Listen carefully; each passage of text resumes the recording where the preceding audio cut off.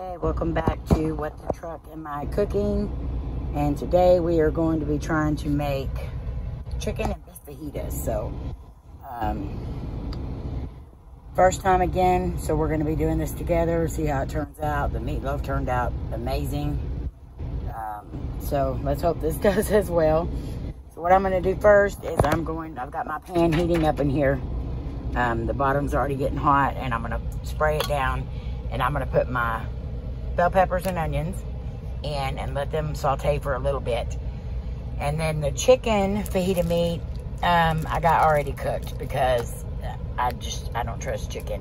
The beef, we're going to have to saute in here and hope and pray that it turns out good. So that's going to be a slow cook, covered in full. Try to get it to be as tender as possible. So we have our spray, our fajita seasoning, salt, pepper, bell peppers, onions, tortillas, our beef and our chicken in the foil, and of course we have to have our gloves and our scissors. I also have cheese and stuff in the ice chest, but I'm not going to get it out right now. So all right, let me get these bell peppers and onions in and we'll get started. Okay, I already have that sprayed down, so we're going to go ahead and get our bell peppers in here. And I've opted to get these frozen because they're not going to take as long. Get our onions. It's going to start smelling really good in here. That's probably one of the best smells cooking is bell peppers and onions. Okay, got those in. Stir those up. Cody does not eat onions unless they are cooked, so I got to make sure that these are very tender. But he loves them in fajitas. So I've also got some salt that I've already broke up in there, and some cracked black pepper. All right. So we're going to let these cook for a little bit. I'm sure the smell will let us know when they're done. So after that, I'll show you what I'm going to do with the meat.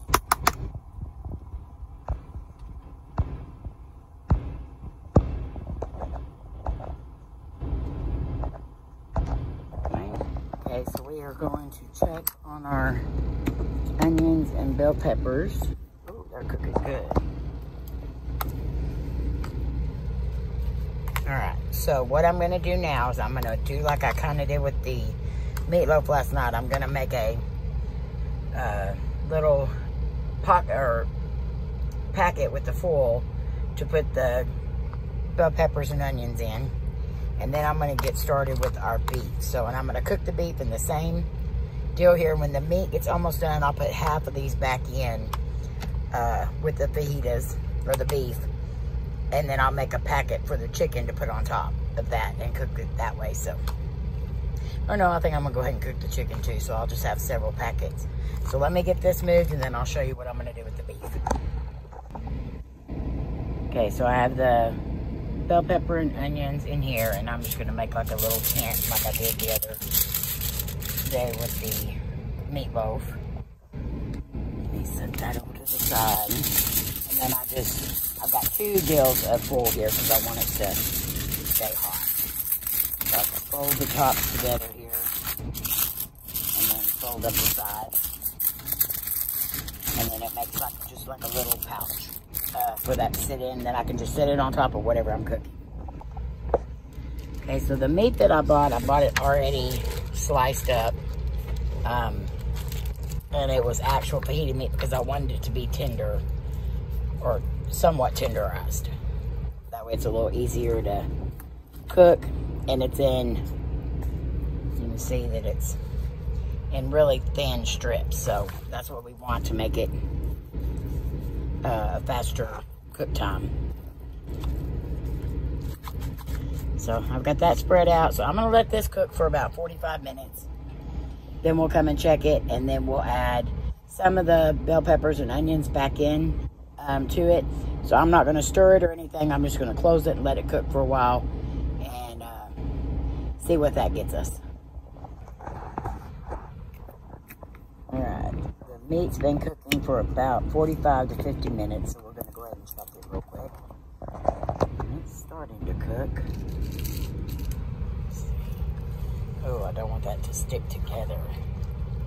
And that's what it's doing, is sticking together. So, get all this broke up. So I'm gonna pour the juice out of this, doing just like I did yesterday with another pan and then paper towels as a filter. So let me get this juice poured out and broke up, and then I will be back.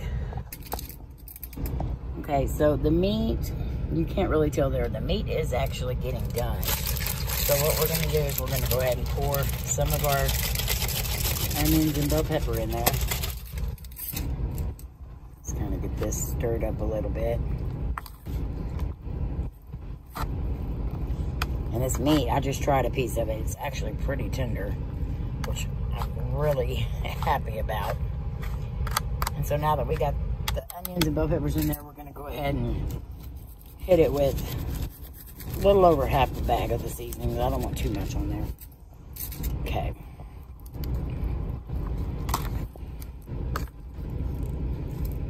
And this is why I didn't put a whole lot of, I didn't put any other seasonings on the meat whenever I cooked it, because this has a lot of sodium and stuff in it, so you don't really need a whole lot.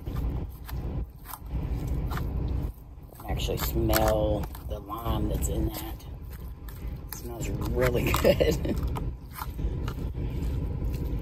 Okay, so we got that mixed up pretty good.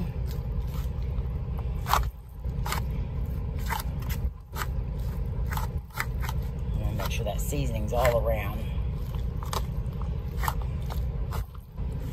Okay, so now that that's done, what I'm gonna do is I'm gonna take that extra full piece that I had for the onions and the bell peppers, and I'm going to cover this.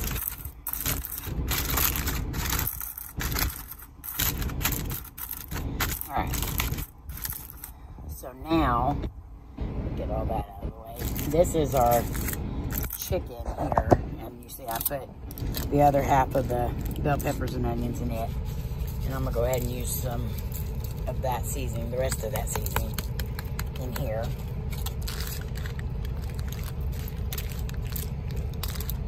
Mix this up real good. And I did the flame broil, or the flame chicken, so it would have like the seared ends and stuff on it. Just because I knew we weren't going to be able to grill or saute this. So now I'm going to close my ends up. This is hard to do with one hand. Close the ends of it up so the juices aren't rolling out of it. And I'm going to leave that top part open a little bit. And we're just going to sit this down right on top. And I'm going to let that beef cook longer with the seasoning on it and stuff. And then in about 20 minutes, I'm going to come and I'm going to transfer. I'm going to put the chicken on the bottom and then put the beef on top and let that cook for a while too. So let's go ahead and get that closed up, and we'll check back in about 20 minutes. All right, so we've let that cook for about 15-20 minutes. So we're gonna take the chicken packet off the top. That looks really good.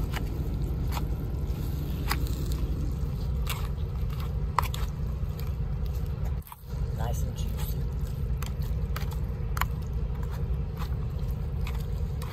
Okay, so now what I'm gonna do is I'm gonna pull this off, and we're gonna put the chicken in and then the beef on top. So let me get that started and then we'll be back. Okay, so now we have the chicken on the bottom and the beef on top, and I've got the beef covered up just to help hold in that heat. And I'm gonna have to get this situated where it'll close. Got a lot of foil in there. Okay, there we go. Now it's gonna close. All right, now another 20 minutes with the chicken cooking on bottom, then we'll be ready to eat. Okay, so now we need to check and see how the chicken is doing. Let's go ahead and pull the beef off there.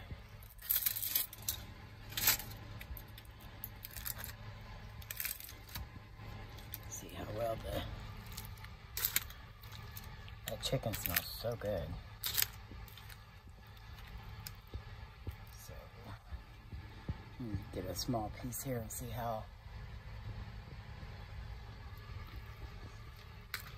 All right, that's getting hot, but I want it to be a little bit hotter.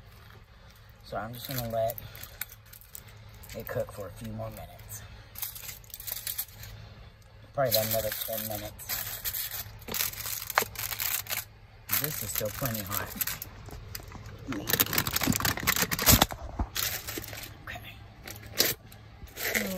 Get it back in there like it's supposed to be.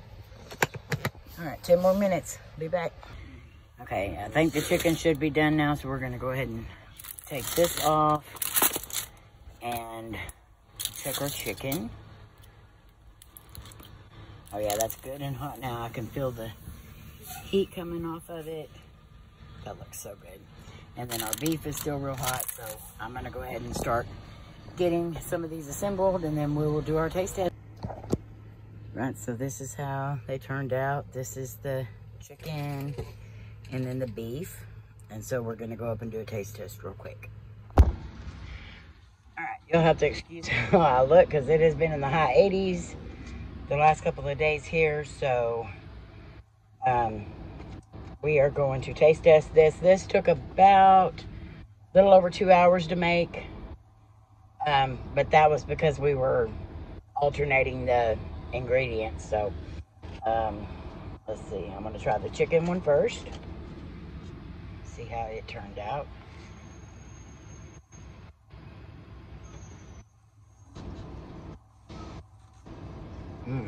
That chicken meat's really good.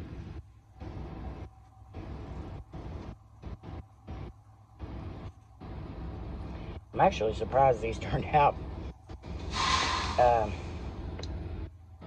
Somebody just pulled in over there, sorry. Now I'm gonna try the steak one. Oh wow. That steak is so tender.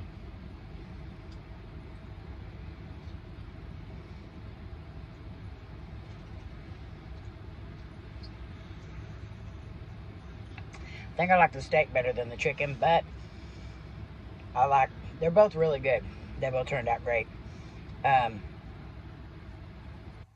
But that steak is so tender, it's like falling apart. So this cost us about $12 to make. It made 6 fajitas plus plenty of meat left over. I've got probably well over half a pan that has steak and chicken, so we can use that to make a rice bowl or something like that later this week. After it cools down, I'll just put it up. But yeah, this turned out great. Who knew you could make all this in the Road Pro Lunchbox 7? So if you would like to get one, or you would like to see any of the other stuff that we would recommend, there's a link down in the description to our Amazon storefront. Go check it out and get you one if you want some home cooked meals in your truck, or if you're a car dweller or a van lifer. This would work out great because it just goes into your cigarette lighter. It's a 12 volt. I would recommend leaving your motor running while you're cooking. Seems to help it, but it gets well over 300 degrees. So yeah, this turned out perfect. I'm glad we tried it, and I can't wait for y'all to see what we're gonna cook next. All right, like, share, subscribe, comment down below, turn on that bell so you know when we post another video.